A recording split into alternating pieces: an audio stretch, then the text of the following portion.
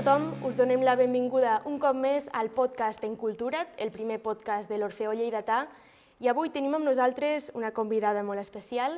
Ella és l'Helena Capdevila, d'Almacelles. Benvinguda, Helena. Gràcies, Laia. Com estàs? Molt bé, prou bé. Tu ets cantautora amb un projecte musical personal que es diu Helena en Simona, ara mateix en parlarem, però també ets una de les impulsores del viver cultural que hi ha a Almacelles, que es diu A Tres Bandes. També, molta curiositat per saber què és un viver cultural i què hi feu allí, però primer, com deia, anem a parlar d'Helena en Simona. És una agrupació musical, no?, que tenim la Helen, per una banda, que ets tu mateixa, però i la Simona qui és? Explica'ns. Bueno, Helena en Simona és el meu projecte personal, que neix després d'una etapa de cantautora sota el nom de Helen, i decideixo arrencar amb aquest nou projecte, i molt ben acompanyada, com tu dius, de la Simona, que la Simona és el meu instrument que toco des de ben petita i que el sento molt meu i que volia començar aquesta nova etapa amb ella, no? I és per això que la meva acordió és la Simona i anem juntes a tot arreu. Sempre has tocat l'acordió? Sí, des dels 5 anys que vam començar a l'escola de música fins ara. Ha estat el meu primer instrument. I què és el que sempre t'ha cridat l'atenció d'aquest instrument? Bueno, va ser una mica, com si diu, precipitat, no, bueno, de casualitat. Teníem un acordió a casa perquè el nostre padrí era acordionista, tocava amb una orquestra que es deia Ritmo Alegre, ens vam trobar l'acordió a casa i la meva mare va dir, ja que tenim un acordió, apuntem a les 3 nenes acordió. I així va començar. No va ser escollit, però ara estic enamorada d'aquest instrument. Que xulo. A mi també m'ha passat una cosa similar, que a casa meva hi havia una guitarra, ma mare va empènyer cap a tocar la guitarra, però jo vaig tirar més cap al piano. I no he durat tant com tu amb el meu instrument. Bé, la música que fas a Helena en Simona és un gènere més aviat country o folk, no? Com encaixen aquests gèneres dins del panorama musical de Lleida o de Catalunya? Bueno, clarament no és una cosa que estigui a l'ordre del dia, però és la sonoritat que busco jo. Tinc molts referents de la música americana, d'arrel americana, i és el so que vull que tingui el meu projecte.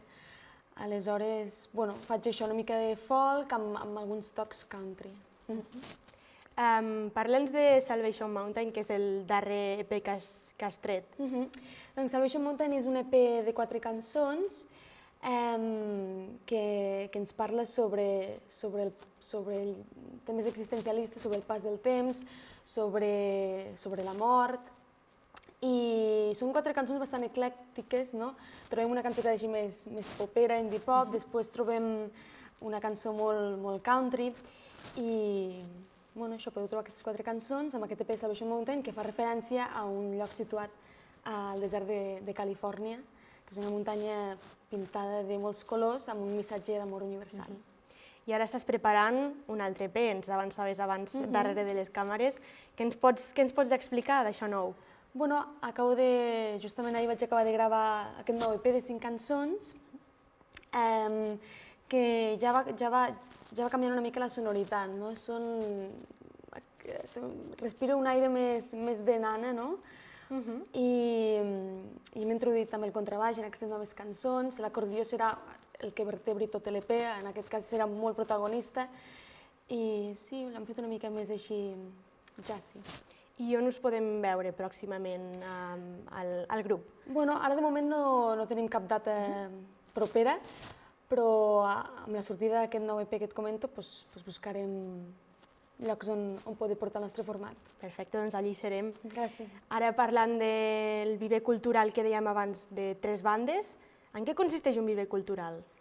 Un viver cultural, el nostre viver cultural... El vostre, sí. Va néixer amb la idea de fer un oasi enmig d'un poble rural, que normalment no arriben propostes, que has de marxar molts cops a la ciutat per poder gaudir-les, i va néixer una mica amb aquesta idea de portar les coses que a nosaltres ens agradaven amb el poble, el nostre poble natal.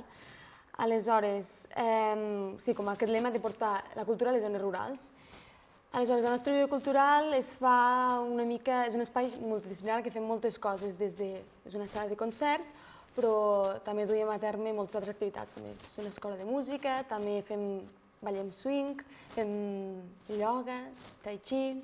Déu-n'hi-do. Un una munt mica de tot. d'activitats, sí, no? Per portar una mica la cultura i fins i tot l'esport, això que em deies últim, al poble, no? Quina ha estat la rebuda de la gent? Perquè encara no fa un any que el vau inaugurar, però de moment quina valoració en feu d'això? Pues estem contentes, la veritat. A mesura que va passant el temps, cada cop ens estem consagrant més i la gent ens coneix més i tenim més bona rebuda i bueno, des de que vam començar al gener fins ara al setembre, que hem començat com aquest nou trimestre, la cosa ja ha canviat molt i estem contentes, la veritat, amb la rebuda. I com diries, quines són les vostres estratègies per a fomentar la cultura, per animar la gent d'aquests pobles petits, perquè jo també soc d'un poble petit, quines estratègies feu servir per a atraure a la gent a que hi participi? Pues, si soc sincera, no tenim cap estratègia. Vull dir, nosaltres fem el que ens surt del cor, el que ens agrada a nosaltres, perquè això sí que ho tenim molt en compte. Fer coses que a nosaltres realment ens moguin per dintre i jo crec que si a nosaltres ens mouen i ho vivim realment i fiquem tota la passió i aleshores és quan ho podem vendre de la millor manera i transmetre-ho a la gent i que s'uneixin a nosaltres. Perquè una de les coses, a part de la passió per la cultura i per fomentar-la dins del territori, una de les coses que us uneix a tu i a les teves germanes és que les tres heu viscut fora durant una temporada. Tu concretament vas viure a Anglaterra pels teus estudis. No sé si em sabries explicar com es viu la cultura, com es consumeix la cultura a Anglaterra en comparació com la consumim nosaltres aquí.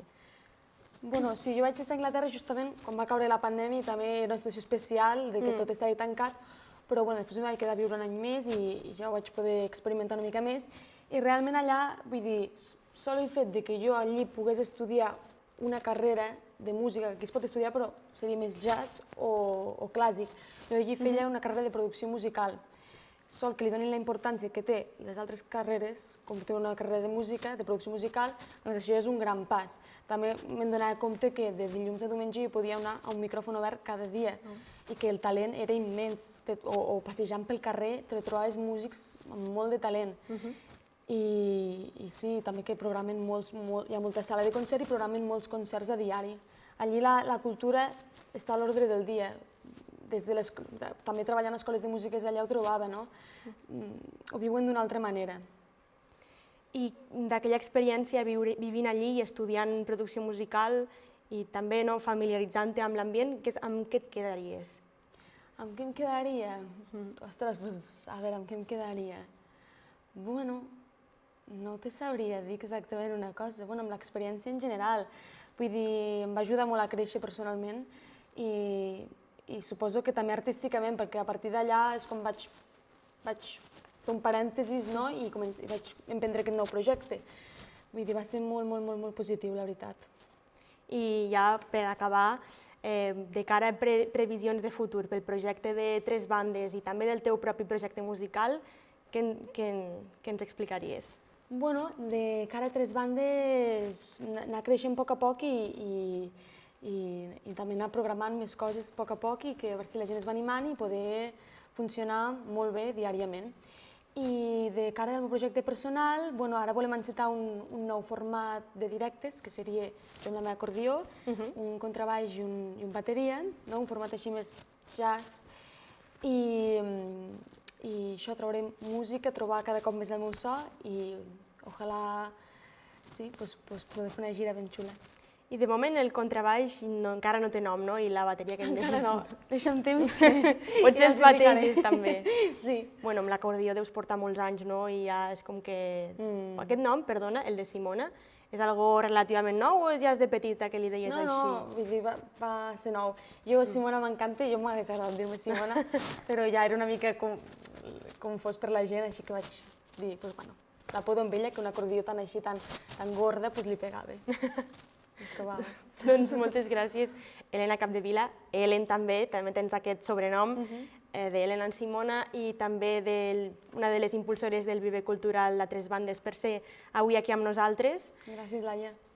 Vosaltres, els que ens escolteu o veieu des de casa, estigueu molt pendents de les xarxes socials de l'Orfeó perquè vindrem ben aviat amb més convidats i més música. Fins aviat!